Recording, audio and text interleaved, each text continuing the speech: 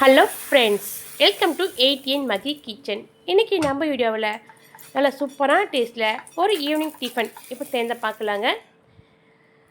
School விட்டு வர பசங்களுக்கு இந்த மாதிரி செஞ்சு கொடுங்க. 2 தோசை சாப்பிட்டா போதும், பசங்களுக்கு வயிறு அவ்வளோ ஃபில்லிங்காக இருக்கும். சரி வாங்க, இந்த தோசை எப்படி சேர்ந்த பார்க்கலாம். ஒரு பவுல் எடுத்துக்கோங்க. அதில் பார்த்திங்கன்னா 2 கப்பு ரவை எடுத்துருக்கேங்க. இது வறுக்காத ரவை. நீங்கள் வீட்டில் வறுத்த ரவை இருந்தால் அதுவும் சேர்த்துக்கலாம். இப்போ 2 கப்பு ரவை எடுத்துருக்க பாருங்கள். எடுத்துகிட்டு இது கூடவே 2 கப்பு பால் எடுத்திருக்கேன். நல்லா திக்கான பால் தான் எடுத்திருக்கேன். 2 கப்பு பால் எடுத்ததுக்கப்புறமா இது கூடவே 1 கப்பு தண்ணி சேர்த்துக்கோங்க. சேர்த்துட்டு நல்லா ஒரு தடவை கலந்து விட்டுருங்க. பாருங்கள் ஃப்ரெண்ட்ஸ், நல்லா கலந்ததுக்கப்புறமா ஒரு 5 நிமிஷம் நம்ம இதை வெயிட் பண்ண விட்டுடலாம். ரொம்ப சூப்பராக இருக்குங்க இந்த தோசை. கண்டிப்பாக ட்ரை பண்ணி பாருங்கள். வீட்டில் இட்லி மாவு, தோசை மாவு இல்லைன்னா இந்த மாதிரி ஒரு தடவை செஞ்சு பாருங்கள். டக்குன்னு செஞ்சு கொடுத்துடலாம். 5 நிமிஷம் தாங்க உங்களுக்கு தோசை ரெடி ஆகிடும். இப்போ பாருங்கள், நல்லா 5 நிமிஷம் போல் ஆயிடுச்சு. நான் எடுத்து காட்டுறேன். நல்லா ஒரு தடவை கலந்து விட்டுருங்க. நல்லா கலந்து விட்டுட்டு ஒரு மிக்சி ஜார் எடுத்துக்கோங்க.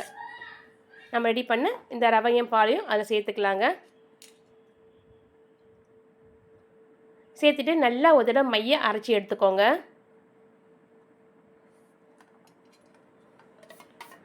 பாருங்கள் ஃப்ரெண்ட்ஸ், நீங்கள் எந்த அளவுக்கு அரைச்சி எடுக்கிறீங்களோ அந்த அளவுக்கு நமக்கு இந்த தோசை அவ்வளோ சாஃப்டாக இருக்கும். நல்ல ஓல்ஸு நல்ல சாஃப்டாக இருக்கும். சாப்பிட்றதுக்கு டேஸ்ட்டும் ரொம்ப நல்லாயிருக்கும். பசங்களுக்கு ரொம்ப ரொம்ப பிடிக்கும்.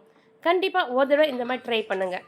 இப்போ அரைச்சி கொண்டு வந்தாச்சு. இதை அரைச்ச மாவை நம்ம ஒரு பவுலில் மாற்றிக்கோங்க. மாற்றிட்டு ஜாரில் இருக்கிற கொஞ்சம் தண்ணி சேர்த்து அதையும் லைட்டாக அலம்பி ஊற்றிக்கோங்க. ஊற்றிட்டு அதுக்கேற்ற ஒரு 1/2 ஸ்பூன் உப்பு சேர்த்துக்கோங்க. சேர்த்து நல்லா ஒரு தடவை கலந்து விட்டுருங்க. பாருங்கள் ஃப்ரெண்ட்ஸ், உப்பு நல்லா கரைஞ்சி வந்திருக்கு. இந்த ஸ்டேஜில் ஒரே ஒரு முட்டை உடச்சி சேர்த்துக்கோங்க. சேர்த்து நல்லா முட்டை ரவை பாலோடு நல்லா கரைஞ்சி வரணுங்க. அந்தளவுக்கு நல்லா கலந்து ரெடி பண்ணி வச்சுக்கோங்க. பாருங்கள் ஃப்ரெண்ட்ஸ், முட்டை நல்லா அடித்து விட்டாச்சு ரவையோடு. இப்போ நல்லா மிக்ஸ் ஆகிருக்கு பாருங்கள். இந்த அளவுக்கு தான் மிக்ஸ் ஆகிருக்கணும். இப்போ ஸ்டவ் ஆன் பண்ணிட்டு ஒரு தோசை தவா எடுத்துக்கோங்க. எடுத்துட்டு நம்ம தோசை போட ஆரம்பிச்சிடலாங்க. சட்டுனுங்க 2 நிமிஷம் டக்குன்னு ஆகிடும். ஈஸியாக முடிஞ்சிடும் வேலை.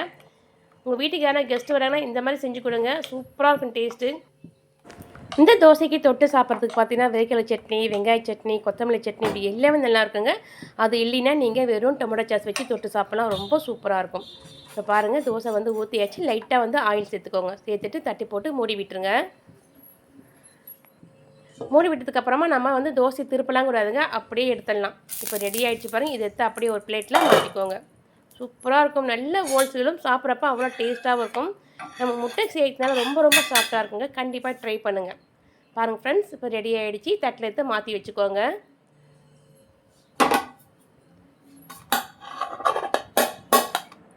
இப்போ நாம் மறுபடியும் இன்னொரு தோசை போட்டு எடுத்துக்கலாங்க. அதே போல் போட்டு எடுத்துகிட்டு எண்ணெய் சேர்த்துட்டு தட்டு போட்டு மூடி விட்டுருங்க.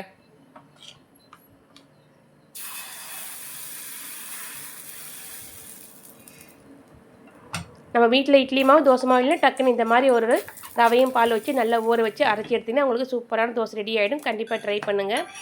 இதோட மேலே பார்க்க தோசை வெள்ளையாக இருக்குங்க. அடியில் பார்த்தீங்கன்னா ரொம்ப ரொம்ப கோல்டன் கலரில் இருக்கும். அவ்வளோ சூப்பராக இருக்கும்.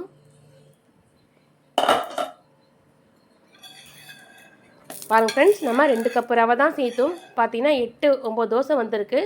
நல்லா 2-3 பேர் சாப்பிட்லாம் அந்த ரவைக்கு. அவ்வளோதான், ரெடி ஆகிடுச்சு. இப்போ நான் இதை எடுத்து ஒரு பிளேட்டில் வச்சு காட்டுறேன் பாருங்கள், எவ்வளோ சாஃப்டாக இருக்குன்ட்டு.